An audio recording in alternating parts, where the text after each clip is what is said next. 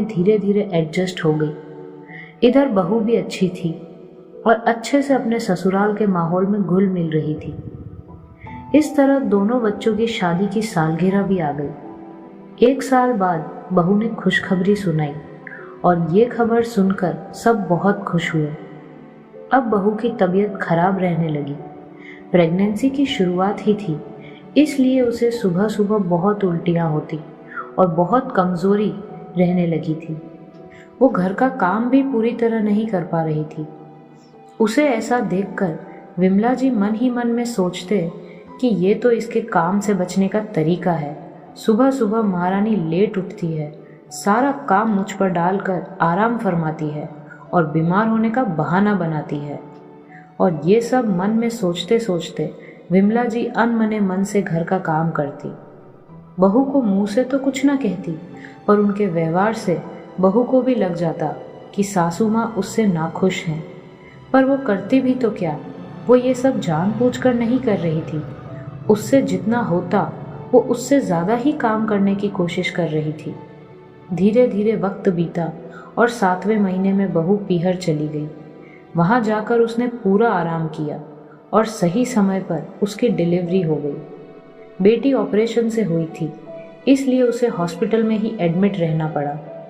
ऐसे में विमला जी ने कहा कि इसे इसके पीहर वाले लेके आए हैं, तो हॉस्पिटल का खर्चा भी पीहर वाले ही देंगे, मैं क्यों दूँ।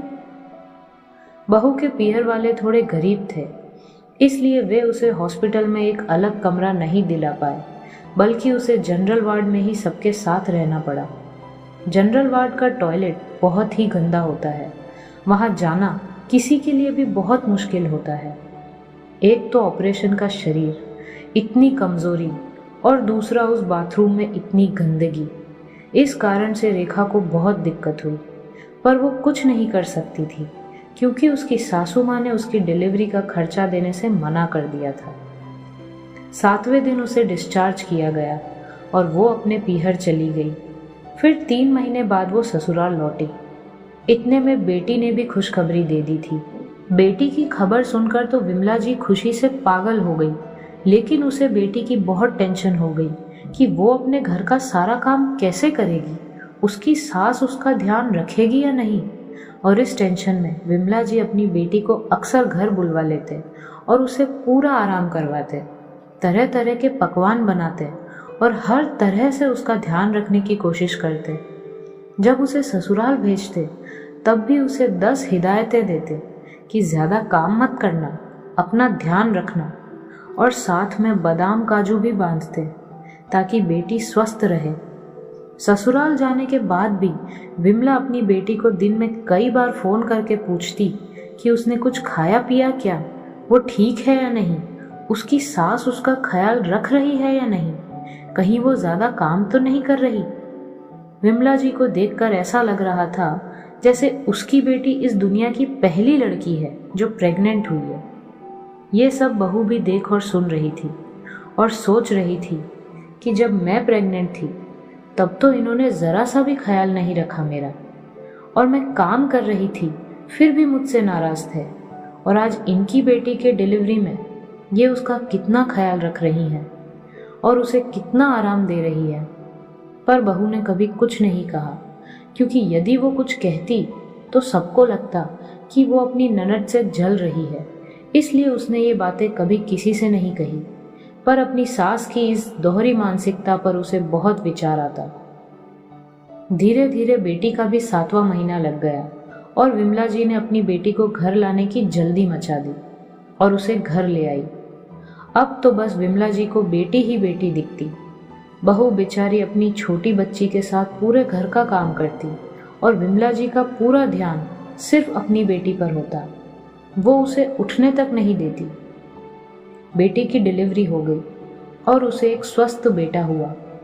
उसका भी ऑपरेशन ही हुआ था, वही डॉक्टर, वही हॉस्पिटल, लेकिन इस बार विमला जी ने अपनी बेटी के लिए पर्सनल कमरा लिया। उसे जनरल वार्ड में नहीं रखा और विमला जी ने कहा कि मेरे होते हुए मेरी बेटी जनरल वार्ड में नहीं रहेगी, उसे किसी तरह की कोई तकलीफ नहीं होने दूंगी।